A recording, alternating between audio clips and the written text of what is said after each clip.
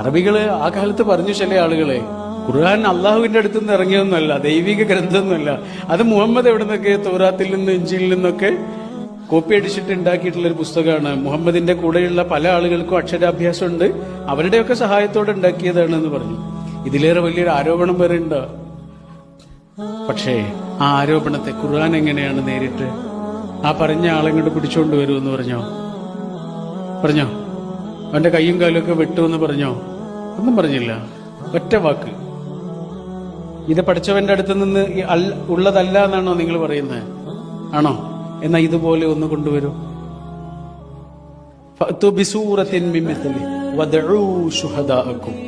നിങ്ങൾ വിളിക്കേണ്ട എല്ലാരെയും വിളിച്ചോളൂ.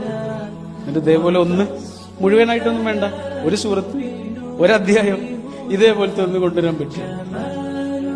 അല്ലാന്ന് പറഞ്ഞാൽ പോരല്ലോ, നിങ്ങൾ ഇതേപോലത്തെ ഒന്ന് കൊണ്ടുവന്നൂടെ?